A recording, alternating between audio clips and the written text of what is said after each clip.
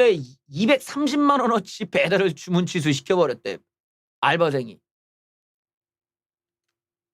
50대 알바생 어찌하오리까. 배민 주문건을 알바가 이미 취소하고 모른 척하고 일을 하고 있는 걸 우연히 알게 됐다. 배신감이 크네요. 무려 88건의 피해액이 230만 원이 넘는다. 알바는 이제 와서 신이 나고 그만둔다 했지만 당장 사람도 못 구하고 근무기간 동안 피해액도 무시 못할 것 같고. 야, 진짜 이게 지들이 귀찮으니까 이런 거야. 알바생이 배달 주문을 몰래 취소해 수백만 원의 피해를 봤다는 자영업자의 사연이 공개됐는데 50대야 50대 10대도 20대도 아니고 50대 알바생을 믿고 고용했는데 몰래 배달 주문 취소해 큰 피해를 봤다. 이게 뭐야? 50세가 넘는 알바생이 한 가정의 가장인데 가게를 위하는 척 나름 열심히 하셨던 분이라 충격이 더 크다. 범죄 아니냐, 업무방해다, 어이없다. 그러니까 이게 결론적으로 이제 일이 많아지니까 알바생들 입장에서 주문 들어오면 귀찮잖아. 일 많아지고 그런 케이스일 수 있죠. 그 직원들이 일하기 귀찮으니까 그냥 취소시켜버리고 어차피 지가 이득 보는 건 없으니까 저런 일이 벌어질 수 있다는 일종의 그 도덕적 해이지. 그러니까 여러분들께서도 이제 사업을 하시는 분들, 이제 알바를 쓰시는 분들 입장에서는 주문 취소가 있는지를 꼭 체크해 보시라는 거야. 내가 왜 이게 매출이 왜 안 늘지 이러는 게 그냥 순진하게 이게 요즘에 그 경기가 안 좋아서 그런갑다. 이게 아니라 여러분들이 뒤통수를 칠 수 있는 거죠. 귀찮아가지고. 내가 맥도날드를 그렇게 열심히 옛날에 많이 시켰단 말이지. 그 소금 빼주려면 옛날엔 잘 왔어. 근데 이게 그 뭐라고 할까라 이게 좀 뭐라고 하냐 이게 좀 어느 순간부터 이 바뀌면서부터 이 배달이 이제 유료화되고 이게 바뀌면서부터는 점점 뭔가 이게 주문 취소가 늘어나고 와야 왜 귀찮다 이거야 귀찮다. 근데 이거는 이제 사장이 모를 수가 있는 거지. 이런 점에서 여러분들께서 혹시 장사하시는 분들, 알바를 쓰시는 분들은 좀 유심히 볼 필요가 있지 않을까라는 생각을 해봐요. 이게 이제 나도 그런 걸 느끼는 게 이렇게 식당을 가면 식당에서 이제 조용히 밥을 먹으면은 띵동 배달의 민족 띵동 배달의 민족 띵동 배달의 민족이 막 끊임없이 띵동 배달의 민족 띵동 배달의 민족 띵동 배달을 계속 와. 계속. 그러면은 그 안에 이제 알바생들이 막 뭐 하고 있는데 띵동 하면 띵동 또 계속 막. 그러니까 약간 좀 짜증이 날 수는 있겠다. 일이 좀 많다. 이런 건 내가 이해를 할 수는 있지만 그렇다고 어떻게 주문을 저렇게 많이 취소하냐. 인간적으로 조금 좀 너무하지 않냐. 근데 이런 부분에서는 주인이 진짜 상주를 내야 되는구나. 주인이 상주해서 이렇게 봐야 되는 이유들이 있는 거야. 아니면은 이게 이런 식으로 뒤통수 맞고 이러는 거지. 아니면은 뭐 하다못해 야 건당 뭐 500원씩 줄게 이래갖고 뭐 이익을 나누던지 해야지. 안 그러면은 이런 식의 이제 도덕적 해이 이런 게 발생을 한다. 예. 그렇죠. 이 사장이 현장에 있어야 돼. 현장에서 꼼꼼하게 보면서 해야 돼. 그게 아니면은 차라리 CCTV라도 찍어버리던지 뭐 그래갖고 배달이 들어오는 이 화면창을 CCTV로 찍어가지고 그때 갖다 계속 보고 있던지 이래야 되는 거야. 돼지갈비를 드셨어요? 아까 전엔 돈 없다고 하더니 이젠 돼지갈비를. 예. 사람이 몇 분 차이로 이렇게 돈이 있고 없고가 갑자기 극단적으로 이렇게 부의 상태가 달라지네. 그래요. 그래요. 저렴한 돼지갈비 드신 걸로 알겠습니다. 예. 저렴한 돼지갈비 예, 맛있게 드셨기를 바라봅니다. 내가 하여튼 임금을 올려줘도 그때뿐이에요. 예, 알겠습니다. 이 알바생들을 정말 잘 만나야 돼. 일하는 사람은 잘 만나서 일하는 사람과의 궁합도 잘 맞아야 되고 정말 뭐 내일처럼 해주면 좋죠. 근데 사실상 이게 요즘은 좀 쉽지가 않은 거예요. 왜냐면 노동자들에 대한 법들이 강화되고 이러니까 애들이 이제 거의 놀면서 하는 거지. 놀면서. 예. 그래서 이런 점에서는 참 자영업자들이 참 어렵겠구나. 이런 생각이 듭니다. 그래서 나처럼 그냥 아무것도 안 하면 편하죠. 참 사람이 문제야, 사람이.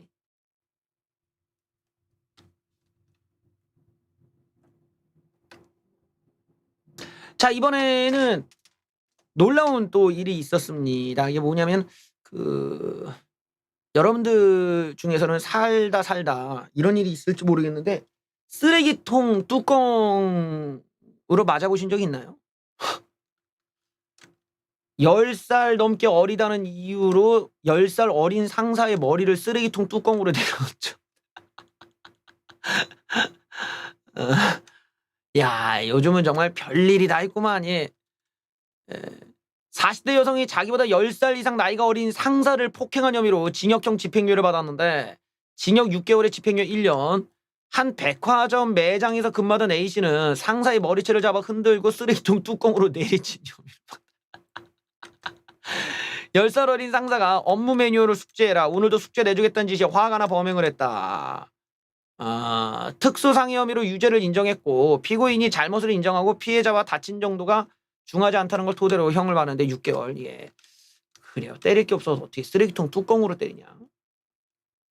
근데 우리가 때리는 여자의 폭행 사건이 참 요즘 많아요. 이런 이야기들이 왜 나오냐라고 하면은 뭐 남자들께나 한 얘기지만 이게 이제 자기가 맞아봐야 때리면 안 된다는 걸 알 수 있는 거 아니냐 이런 얘기도 있어. 근데 진짜 여자들의 폭행이 너무 좀 무서운 정도까지 있죠. 저런 게 막 도구를 이용해서 사람을 내려치고 이러면은 특수폭행이야, 특수폭행. 근데 이 특수폭행에서 최근 유명한 사건이 있었죠. 예, 이게 핸드폰으로 막, 예, 어느 이 남성의 머리를 막 내리찍어갖고 논란이 됐었던, 예. 9호선 폭행령. 징역 1년 나왔습니다. 휴대전화로 60대 남성을 폭행하는 영상으로 논란을 일으켰던 20대 여성에게 실형이 선고됐습니다. 자기 경찰백 있다고 했는데 특수상해, 모욕, 폭행 등의 혐의로 재판에 넘겨진 20대에게 징역 1년 선고했습니다. 예, 여기 보면은 60대 남성의 머리를 여러 번 내리치고 모욕한 혐의인데 승객들이 피고인을 말리거나 촬영하고 있음에도 아랑곳하지 않고 나이 많은 피해자를 상대로 범행을 계속했고 용서를 받지도 못했다. 또 이 사람은 소재지 불분명, 혐의 부인 등을 이유로 사건 발생 6일 만에 사전 구속영장을 청구했다. 또 그러니까 이 60대 남성을 때리는 거 말고 또 다른 폭행을 저지른 별개의 공소사실로 추가 기소되기도 했다. 당시에는 피해자를 가방으로 때리고 머리에 음료수를 붓는 등 폭행한 것으로 조사됐다. 야, 보통 여자가 아니네. 예. 이제는 이제 밖에 나가는 게 무서워. 정말 어디 나가는 게 무섭기 때문에 나는 그래서 이렇게 막 사람들과 이렇게 가까이 붙는 게 너무 싫은 거야. 막 어디 가도 뭔 일이 있을지 모르니까 그냥 막 마스크를 쓰고 사람 오면 막 뺑글 돌아서가 막 너무 싫어. 식당에 딱 들어갔는데 막 자리가 막 있어서 사람 없는 자리만 골라서 앉지. 이렇게 옆에 누가 있으면 또 별일이 다 있을 수 있거든. 그래서 반드시 여러분들께서도 사람을 조심해야 된다. 사람을. 사람이 이제 무서워. 사람이. 이제 뭐 여자들도 이렇게 무서운데 이거. 예. 이게 또 무서운 건 나의 어떤 이 당수, 나의 어떤 이 주먹이 또 무섭지. 왜냐면 나도 무의식적으로 가격을 할까봐 나를 보호하기 위해서 나도 모르게 나가는 이 주먹 이걸 잡아야 돼. 안 그러면 벌써 상대방이 뭐 코 날라가고 이빨 막 3개 출장 가고 막 이러니까 이걸 내 주먹을 조심해야 돼. 이거를 나도 모르게 저기야 빡 이거 나가고 나면 이미 늦어.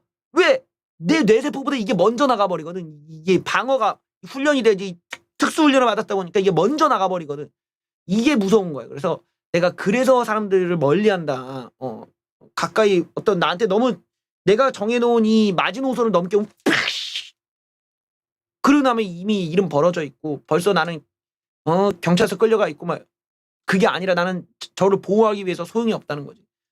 애초에 가까이 가지 않는다. 이거 때문에 제가 좀 거리를 두는 거죠. 예. 주먹을 다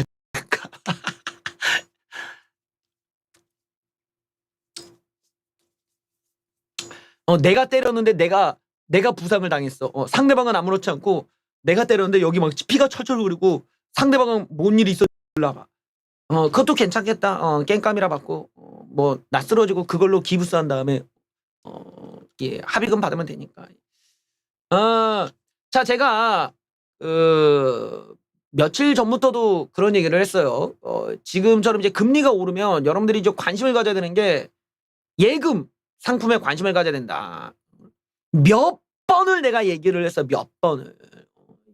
이게 확실히 내가 이 돈 냄새를 잘 맡기 때문이지. 이게 내가 돈 냄새는 아주 잘 맡다. 돈에 흘러가는 거는 잘 냄새를 돈 냄새를 그러기 때문에 내가 말씀을 드리는 거야. 왜냐 내가 해보니까 이자가 진짜 잘 나와서 너무나 재밌어. 왜냐면 이자로도 먹고 살겠어 이러다가 이자가 너무 잘 나오고 이자로 야 이거 괜찮다. 이거 이자 이거 여러분들한테 추천을 드리는 거지. 내가 먼저 해보고 나서 말이죠. 지금 가계의 여유 자금이 늘어나고 있습니다. 왜? 예금 쪽으로 돈이 몰렸기 때문에. 내가 말했어 안 했어? 예, 말해. 그래요. 여러분들 예금 쪽에 이제 관심을 가져야 돼요. 예금 비중이 높아지고 있습니다. 금리 인상이 되면서 예금으로 올라간 가계 자금이 늘어났다. 주식보다 위험자산보다는 안전자산 쪽에 몰리면서 이제 이자가 늘어나고 이자 수익을 이제 거둘 수 있는 거예요. 이게 이제 뭐 여러분들 보시면은 우리가 그냥 일반적으로 이제 수익을 본다. 뭐라고 해. 이제 노동을 해서 돈을 번다. 근데 노동에서 버는 돈들은 정해져 있지만 이제 추가적으로 돈을 벌려면은 지금 같은 경우에 이제 뭘 해야 될지 모르지. 왜냐면 이렇게 고물가 시대면 위험 자산들이 다 빠지니까 뭘 넣어야 될지 애매해. 이럴 때는 일단 몸을 사려야 돼요. 몸을 사려야 되는 왜냐면 어차피 고물가 시대가 막 엄청 장기적으로 간다 막 이런 개념으로 생각하기보다는 일단은 뭐 소나기는 피해야 되잖아. 그러면은 현금을 들고 있으면 물론 물가 상승 때문에 우리가 손해 볼 수는 있어. 하지만 그거를 막기 좋은 것도 역시 금리 인상 이슈를 우리가 타야 될 거 아니겠어요? 그러니까 당분간은 투자를 위한 어떤 목돈을 마련한다는 관점에서는 최대한 이런 예금 위주로 우리가 받고 버티다가 그 다음에 이제 저점에 들어가는 이런 방식이 제일 좋겠죠. 그래서 지금은 내가 투자를 위한 뭐라고 해? 두 단계 점프를 위한 웅크림을 해야 될 때라는 거지. 그 웅크림을 위해서 우리가 이 예금 상품들을 잘 받아야 돼요. 그렇죠. 파킹 통장이라든가 아니면은 뭐 단기 이런 적금 상품들을 유심히 보면은 이제는 뭐 2%, 1.85%에서 이제 2%, 이제 좀 있으면 2% 이상의 상품도 나오겠죠. 바로 요런 상품들, 이건 파킹 통장이고 좀 적금 상품으로 이제 막 3%, 4%, 5%짜리도 있고 막 이래. 그런 걸 잘 봐서 여러분들의 자금을 이렇게 분산해 가지고 놓고 최대한 이자를 빨아먹어야 된다는 거야. 최대한 이자를 빨아먹어야 된다는 이게 요즘 같은 그 금리가 오르는 시점에서 가장 좋은 일단은 그 자산관리법이라는 거죠. 일단은 몸을 웅크리고 있어야 된다는 거예요. 그러면서 중요한 게 소비를 줄이라는 거예요. 소비를. 돈의 지출을 줄여야 되는 거야. 그래서 저처럼 이렇게 고가의 물건들 이렇게 좀 어떤 허영심에 빠져 있는 분들 이런 거 보면서 막 마음에 든다 이러고 막 20만 원 긋고 막 이런단 말이지. 그게 아니라 이렇게 최대한 검색을 하면 저렴하게 구매할 수 있잖아. 일단은 최대한 소비를 줄여야 돼요. 소비를. 이 소비 특히 식비 뭐 그 외에 뭐 이런 옷 그다음에 무슨 뭐 도박 유흥 무슨 뭐 어디 무슨 뭐 분위기 잡는다고 어디 무슨 스타벅스 커피숍 가가지고 아주 그냥 막 5,800원짜리 마시면서 커피 맛있어 이러고 정신 못 차리고 정신 차려! 이런 고물가에서 그 식의 사치적인 삶을 살면 안 된다. 돈을 최대한 아껴야 이 고물가 시대에 이 돈을 버는 거죠. 왜? 물가의 타격을 적게 받는 거니까. 이 돈을 안 써야 돼. 돈을 안 쓰고 아끼는 것이 돈을 버는 거야. 지금 고물가는. 그러면서 저렇게 이자를 쭉쭉 빨아먹어야 된다는 거예요. 그렇게 해서 최대한 자금 모은 다음에 이제 어느 정도 고물가가 안정이 된다. 조금 내려온다. 이럴 때 이제 투자를 노릴 필요가 있겠죠. 그래서 지금은 웅크려야 될 때 바로 그러다 보니까 저런 예금으로 돈이 몰린다. 제가 이 얘기는 벌써 며칠 전에 이미 내가 빠른 거지. 그만큼 내가 돈 냄새를 빨리 맡기 때문에 나보다 좀 더 늦게 저렇게 뉴스가 나온다고 할 수 있겠습니다. 내가 폭포수 나온다고 했어 안 했어? 예. 계속 떨어지고 있습니다. 코스피 2300선 깨졌습니다.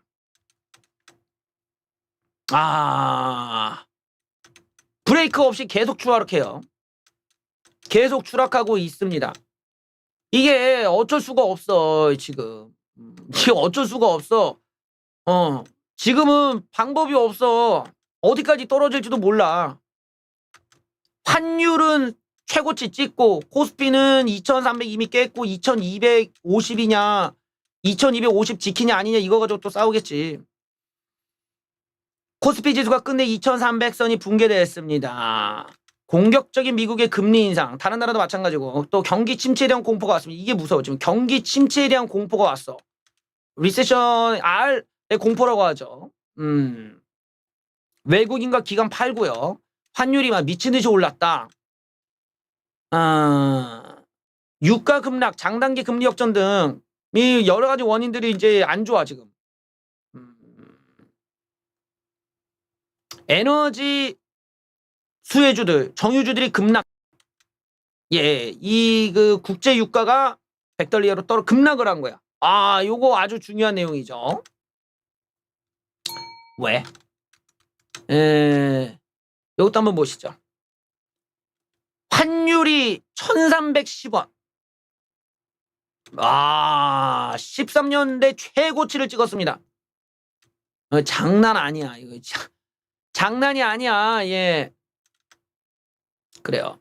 환율이 다시 연고점을 경신했습니다. 1306원에 마감했는데 장중 1315원. 2009년에 이랬지만 13년 만에 최고 수준. 진짜 꿈 같은 일이 벌어지고 있어. 달러화는 경기 침체 우려가 부각되면서 점점점 올라가고 있다. 점점 안전자산 쏠림 현상 때문이다. 여기가 중요해요. 예. 이게 지금 왜 그러냐를 보면은 일단은 첫 번째가 지금 여러 가지 상황을 봤을 때 사람들이 물가 안정이 되냐 안 되냐보다도 야 이거 지금 상황이 경기 침체가 되겠다 쪽으로 좀 가고 있는 거예요. 경기 침체가 된다라는 건 뭐냐면 기업들이 생산을 안 하고 투자를 안 한다라는 거야. 또 소비자들은 소비를 안 하니까 소비자들이 돈을 안 써. 그런데 물건을 만들면 뭐해? 이미 IT 쪽 생산이 안 된다고 했잖아. IT 쪽 뭐 이미 핸드폰 안 사. 그런 거 왜 사? 돈을 쓰면 안 되는데 그런 물건부터 안 사는 거예요. 그런 물건 안 사지. 옷도 안 사. 가전제품 안 사. 또 안 사. 안 사요. 안 사. 이러니까 물건을 만들질 않는 거야. 물건을 만들질 않으니까 뭐가 돼? 생산에 들어가는 여러 가지 요소들의 가치가 이제 떨어지는 거죠. 그 중에 대표적인 게 뭐야? 여러분들은 이제 기름이라고 생각하지. 유가라고 하는데 사실 그 이전에 생산에 있어서 되게 중요한 이런 제조 이걸 만드는 데 있어서 굉장히 중요한 재료 중에 하나가 구리야, 구리. 이거는 이렇게 그 경제 투자를 좀 해본 사람만 아는 건데 구리의 가격이 되게 중요해요. 구리가 얼마나 이게 잘 나가냐 이런 걸 봐야 돼. 구리가 판매가 안 되면은 생산을 안 한다라는 거야 물건을. 구리가 여기저기 다 들어가니까 구리가 되게 중요한데 구리를 안 사. 구리가 막 계속 가격이 떨어져. 박살나 있어. 그런 상황에서 유가라는 것도 당장 이제 쓸 데가 없다라는 거야. 야 이제 공장이 돌리지를 않는데 기름 못 타라 누가 쓰냐. 기름 안 쓴다 이거야. 또 다른 재료들도 이제 막 떨어지기 시작해. 무슨 천연가스고 뭐고. 왜? 공장을 안 돌린다 이거거든. 그러니까 야 이거 진짜 경기 침체야 이러고 가격이 함께 떨어지니까 웃기게도 뭐예요? 저것들을 안 사면은 가치가 이제 올라갈 수 있는 거 안전자산인데 안전자산의 탑이 예전에는 금이었는데 이제는 달러야 달러. 달러로 다 간다 이거. 그러니까 달러가 지금 미친 듯이 올라가는 건데 이거를 지금 우리나라 같은 경우는 못 막는 거예요. 못 막아. 아무리 우리가 달러를 막 써도 달러가 저렇게 1300 올라가고 1320원 올라가고 1330원 올라가는 거를 지금 우리나라가 갖고 있는 지금 현재 수준의 금융 파워로는 못 막는 거야. 저렇게 밀려버렸다는 거지. 그런데 냉정하게 말해서 달러가 1300원이 13년 내에 최고치인데 주식은 여전히 높다라는 거야. 주식이 2300이면은 예전 같았으면 이미 고점이야 고점. 그러니까 환율로 이렇게 비교해서 주식을 보면은 달러가 저렇게 최고치면은 이미 주식은 밑바닥을 가야 돼요. 밑바닥이면은 뭐 거의 1700대까지 내려가야 돼. 근데 그렇게까지 안 내려왔다라는 거지. 여기에도 지금 이격이 존재한다라는 거예요. 이격이. 여기에 여전히 이게 이제 거품이냐 아니면 지금 달러가 거품이 낀 거냐 우리나라 주식이 거품이 낀 거냐 해서 이제 거시경제적으로 봤을 땐 지금 뭔가 이격이 존재하고 있다라는 거야 지금.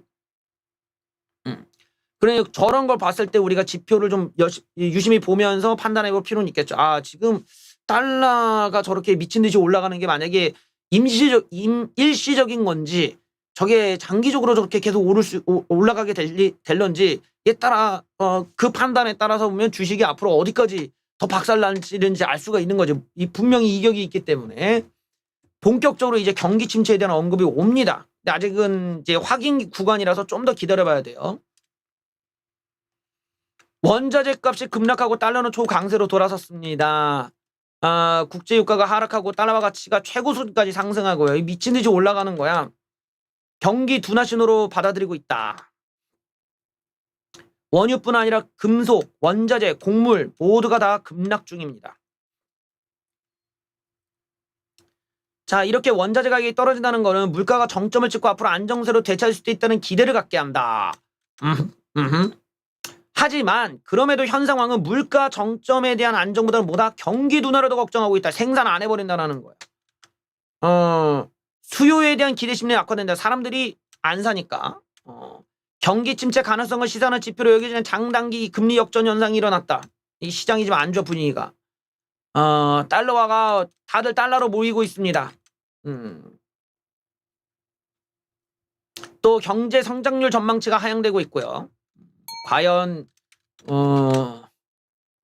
우리는 어떻게 될지는 모르는데 우리나라가 지금 달러가 저렇게 오르면은 주식이 진짜 한번 개파락 나올 수도 있어요. 이게 진짜 경기 침체에 대한 우려가 정말 다른 나라보다 우리나라도 심하잖아요. 지금 경기 침체에 대해서 우리나라 같은 경우 고질적으로 지금 노조가 깽판쳐 거기다가 좀 뭐 비용은 비용대로 높아 있어 인건비 높아 있어 어디 뭐 이제 엉망이야 지금. 엉망인 상황에서 이게 비용은 이렇게 높아지는데 물가는 이렇게 올라 있는데 한국 같은 경우는 지금 달러도 없어. 달러가 점점 줄어들어. 자, 이제 뭐가 있냐는 거. 우리나라에 무슨 좋은 게 있냐는 거야. 그러면은 주가 같은 경우는 개파락이 이 와중에도 개파락이 떨어질 수 있다. 개파락이 나오면은 야 이건 진짜 2천 깨겠는데 이렇게 보시면 되겠죠. 지금 버틴다고 하는데 과연 이제 어떻게 될지는 좀 지켜봐야 될 것 같습니다. 이번엔 좀 부동산 얘기 좀 볼까요? 4년새 2억이나 뛰어버렸다. 전세 난민들이 서울을 이탈하고 있습니다. 서울 아파트 전세값이 2억 원 상승했어요. 점점 다 이제 서울 외곽으로 나갈 수밖에 없어. 돈이 없으니까. 서울 집값과 전세값을 감당하지 못해 경기도 인천으로 거주지로 옮기는 탈서울 현상이 가속화하고 있다. 이 무주택자와 세입자들에겐 서울은 여전히 넘사벽 수준이다. 이제 밀려나가는 거죠. 돈 없으면 밀려나갈 수밖에 없는 이런 상황. 이런 아주 좀 그림이 안 좋은 건데 아니 근데 뭐 서울이 원래 뭐라고 해야 돼? 이게 이제 뭐라고 하지? 집이 있는 비율이 50%도 안 되니까 이 서울에 있는 인구 수 중에 그러니까 여전히 이제 공급 부족인 면이 있어서 사람들이 나가도 티는 안 나는데 이런 분들이 좀 불쌍한 거지 지금. 시세대로 오른 가격에 전셋집을 구해야 되기 때문에 상당한 비용 부담을 떠안아야 된다. 역시 세입자들의 부담이 확실히 커지죠. 주거 비용이 늘어난 서울을 떠나 경기와 인천 등으로 눈을 돌리고 있다. 전세값 상승과 금리 인상까지 더해지면서 전세 월세화 현상이 되고 있는데 전세값 상승분과 금리 인상에 대한 부담이 커지면서 세입자가 오히려 월세 반전세를 선호한다. 이건 우리가 봤죠. 전세를 살려고 해도 전세 가격이 올라가니까 대출을 받아야 돼. 근데 대출 금리가 높아. 금리를 알아보니까 그냥 월세가 더 싼 것 같아. 이거 월세로 들어간다는 거야. 근데 이렇게 월세로 다 몰리면 어떻게 돼? 월세 가격이 올라가겠죠. 월세 수요가 높아지니까. 이런 악순환이 지금 벌어지기 직전에 있다라는 거예요. 전국적으로 이런 상황이 비슷하다. 전세 물량이 없고 전세가 비싸졌기 때문에 이런 이야기가 나오죠. 전세 대출 금리가 오르면서 임차인으로서 보증금을 끼는 월세를 선택할 가능성이 크고 임대인으로서도 집값이 오르지 않으면 임대 수익을 올려 수익률을 보전하려고 하나. 그러니까 당연히 이 월세가 올라가는 거겠지. 예. 이런 부분에서 보면 당연히 제가 말씀드렸다시피 이 금리가 인상되면서 이 세입자들에 대한 부담들이 얼마나 직격적으로 오는지를 알 수가 있습니다. 또 재밌는 사실은 바로 여기 있어요. 이게 정부 입장에서는 사실 세입자들은 그냥 다른 데로 이사 가면 돼. 싼 데로 이사 가면 되니까 해소가 되는데 이 건물주라던가 이 또 집주인이라던가 이런 사람들이 만약에 돈을 못 갚는다 해갖고 만약에 경매로 다 넘어가고 이러잖아. 그러면은 이게 연쇄적으로 다 세입자들까지 다 타격받으니까 정부가 지금 하고 있는 정책을 보면은 재미있게도 어떤 이 뭐라고 해. 이 집주인들을 위한 정책들을 오히려 내놓고 있어. 그러니까 황당하게 지금 금리가 인하하는 은행들이 나왔어. 금융당국 압박에 베끼든 은행권 금리를 인하하고 있습니다. 아예 금리를 아예 낮춰버리는 거야. 시중 은행들이 취약 차주 지원과 대출금리 인하 방안을 잇따라 내놓고 있다. 골 때리죠. 서민금융 개인 사업자 대출 뭐 다 내려주고 있어요. 그래서 1% 감면. 취약계층을 도와줘야 된다. 또 여기 금리 인상기 취약 차주 프로그램을 이달 초 한다. 연 5% 초과 주택담보대출을 이용하는 고객의 금리를 연 5% 일괄 감면해 주겠다. 예, 0.3% 더 하락해주고 신규 취급 주택담보대출, 전세자금대출 금리 다 낮춰준다. 뭐 우대금리도 더 늘려주겠다. 뭐. 이게 정부에서 이런 압박을 한다는 건 다른 게 아니야. 왜냐면 우리가 말하는 이 정부 관점에서는 부동산 가격이 윤석열 정부는 엄청나게 하락하는 거 원치 않는다라고 제가 말했죠. 정책 자체가 부동산 가격이 하락하면은 그게 그냥 집주인만 좆되는 게 아니라니까. 세입자들, 은행들 다 같이 좆되니까 최대한 이걸 조용하게 이게 가격이 조금씩 내려가는 거 원하지 급속도로 내려가면 안 된다고 해서 저런 정책들이 나오는 거예요. 근데 뭐 이런 걸 보면은 이제 따지고 보면은 언제 집을 사야 되는가 이런 걸 이제 고민하게 만드는 대목이 있죠. 왜냐면 금리라는 건 어쨌든 뭐 이번에 뭐 다음 주에 또 올라가잖아. 다음 주에 올라가고 대출금리라는 거는 어차피 담보대출은 그렇게 안 올려도 은행에 타격이 없어. 그러니까 요 사이에서 이제 흔히 말하는 신용대출을 받는 사람들은 약간 좀 뭐 힘들 수는 있다지만 담보대출이나 고정비 대출 같은 게 상관이 없잖아. 그러니까 여기에서 최대한 타격받을 수 있는 사람들을 다시 구제해주고 또 구제해주고 또 구제해주면서 어느 정도 이 사람들이 뭐 이자를 낼 수 있을 정도만 보장해주고 그 다음에 집값은 천천히 내려가길 바란다라는 거지. 그러니까 지금 아무리 얘기를 하더라도 그런 흔히 말하는 폭락이라는 게 전혀 안 나오는 거예요. 왜냐면 주식이 지금 뭐 작살이 나고 있고 주식이 언제 작살날지 모르고 환율이 날아가는데도 부동산 가격이라는 게 뭐 해봤자 0.1 떨어졌는데 0.01 떨어졌다고 막 이래. 이게 왜 이렇게 이격이 발생하는지는 제가 이전부터 얘기했죠. 주식시장은 유동성이 미친 듯이 들어왔어. 미친 듯이 들어오고 또 외국인들의 유동성까지 들어오니까 거품이 끼지만 부동산은 그런 개념이 아니야. 달러가 오르든 떨어지든 부동산이랑 뭔 상관이 있어. 바로 이게 큰 차이가 있기 때문에 유동성의 차이가 있다는 걸 알고 보면은 이게 왜 이런 식의 가격 변화가 주식을 이렇게 박살나는데 부동산은 별 차이가 없냐 이런 걸 알 수가 있는 대목이에요. 거기다가 정부의 지원 정책도 주식 쪽보다는 이제 부동산 쪽으로 더 많이 해준다라는 거지. 왜냐면 여기는 연달아 다 피해를 보기 때문에 이런 이제 특성이 있기 때문에 그래서 부동산이 안 망한다는 얘기가 나오는 거야 특히.